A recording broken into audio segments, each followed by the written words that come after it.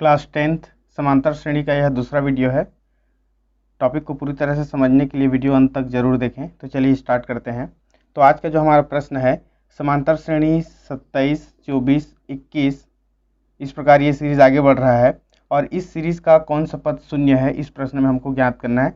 तो चलिए देखते हैं इसका हल किस प्रकार होगा। तो सर्वप्रथम ये जो हमारा समांतर श्रेणी जो दिया हुआ है उसमें हम लिख लेते हैं कि हमको क्या क्या दिया है। तो इस समांतर श्रेणी का जो पहला पद दिया हुआ है जिसको हम ए से रिप्रेजेंट करते हैं वो दिया हुआ है 27 और इसी में हम एक पद और आगे लिख लेते हैं ताकि सर्वांतर हम आसानी से निकाल सकें। और ये जो दूसरा पद है वो दिया हुआ है 24। चूँकि सर्वांतर बराबर जिसको हम डी से रिप्रेजेंट करते हैं, ये क्या होता है, ये होता है दूसरा पद ऋण पहला पद। तो इस प्रकार इस श्रेणी में जो दूसरा पद दिया हुआ है, देखिए यह है 24 और माइनस पहला पद जो दिया हुआ है 27। तो इस प्रकार 24 में यदि हम 27 माइनस करते हैं तो हमको मिल जाएगा -3। अब चूंकि इस श्रेणी का कौन सा पद शून्य हमको ज्ञात करना है, वो जो पद है हमको पता नहीं है, तो मान लेते हैं कि माना इस श्रेणी का nवां पद शून्य है, अर्थात इस श्रेणी में हमको n का मान ज्ञात करना है। और चूंकि कौन सा पद शून्य होगा ये अज्ञात है और उस शून्य वाले पद को हमने क्या मान लिया है, n मान लिया है।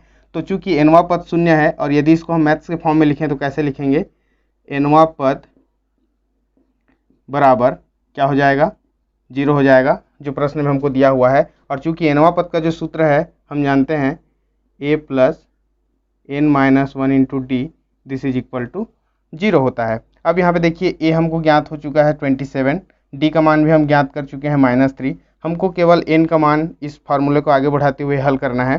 तो a का मान देखिए रख देते हैं हम यहाँ पे 27 plus n minus 1 into D का मान हम रख देंगे -3 दिस इज इक्वल टू 0। जब इस कैलकुलेशन को हम आगे बढ़ाते हैं देखिए तो ये हो जाएगा आपका 27 -3 का जब हम मल्टीप्लाई करेंगे ब्रैकेट ओपन करके तो ये हो जाएगा -3n और माइनस का जब गुणा होगा तो ये हो जाएगा आपका +3 दिस इज इक्वल टू 0। अब देखिए हम यहाँ पे समान राशियों को जोड़ देंगे, 27 और 3 दोनों जुड़ के हो जाएगा 30 और ये -3n this is equal to 0। तो देखिए +30 को यदि हम इधर पक्षांतर कर देते हैं तो हो जाएगा -3n this is equal to -30। और इस प्रकार यदि हम n का मान ज्ञात करें तो -3 को यदि हम दाएं तरफ त्रिया गुणा कर दें तो n बराबर हमको मिलेगा -30 अपॉन -3। ये आपका माइनस माइनस कैंसिल हो जाएगा और 3 का पहाड़ा यदि हम पढ़ते हैं तो 3 एकम 3 और 3 दहम 30। तो इस प्रकार n का मान हमको 10 मिल जाता है। तो ये जो हमको समांतर श्रेणी जो दिया हुआ है, इस समांतर श्रेणी का 10वां पद जो है हमको क्या मिलेगा, शून्य मिलेगा। 10वां पद शून्य प्राप्त हो जाएगा। अगला जो हमारा प्रश्न है, 3 अंकों वाली कितनी संख्याएं 3 से विभाज्य हैं। 3 से भाग जाने वाली 3 अंकों वाली संख्याएं हमको ज्ञात करना है। तो ये 3 अंकों वाली संख्याएं क्या क्या होंगी, उसका समांतर श्रेणी शुरू का कुछ पदों को हम सबसे पहले लिख लेते हैं।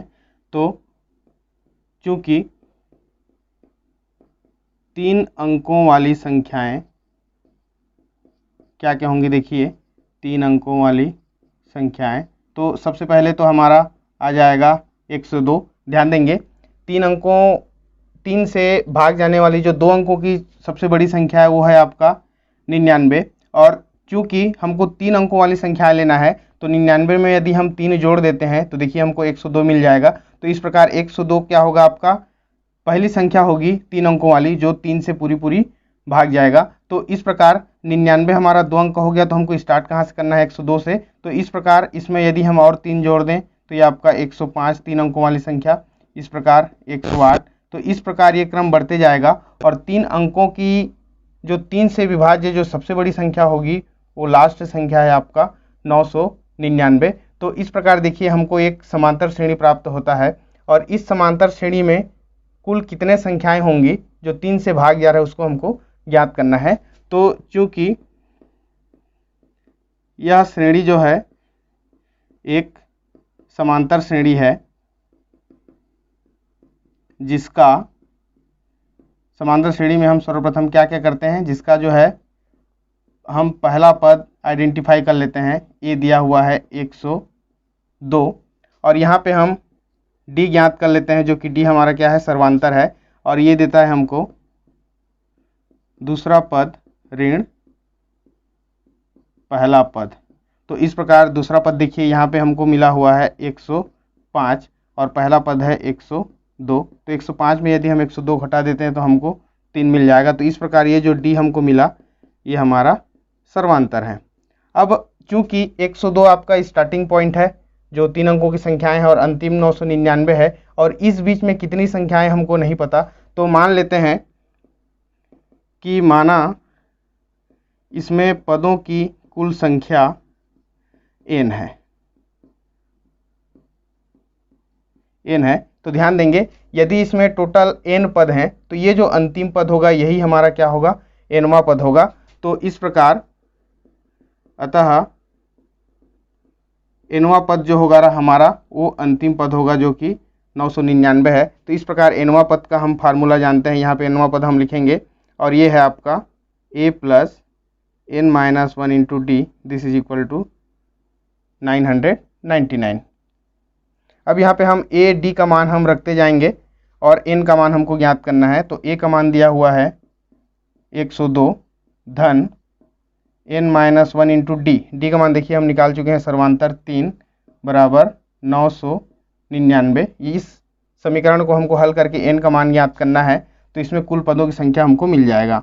तो यहाँ पे देखिए हम 3 का गुणा करेंगे तो हो जाएगा 3n माइनस 3 एकम 3 और ये 999। 102 में देखिए 3 हम घटाएंगे तो हमको मिल जाएगा 99 धन 3n बराबर 999। तो इस प्रकार देखिए यदि हम n का मान ज्ञात करेंगे तो n को बारी बारी से सिंगल करते जाएंगे। तो सबसे पहले हम 99 को पक्षांतर करते हैं दाएं तरफ। तो इस प्रकार 999 ऋण 99 और ये आपका देगा 900 3n। अब हम n चाहते हैं तो n इक्वल टू क्या करेंगे, 3 का दाएं तरफ तिर्यक गुणा कर दो तो ये हो जाएगा 900 बटे में 3। तो इस प्रकार यदि 900 को हम 3 से डिवाइड करते हैं तो 3 तिया 9 और ये आपका 3 शून्यम 3 शून्यम।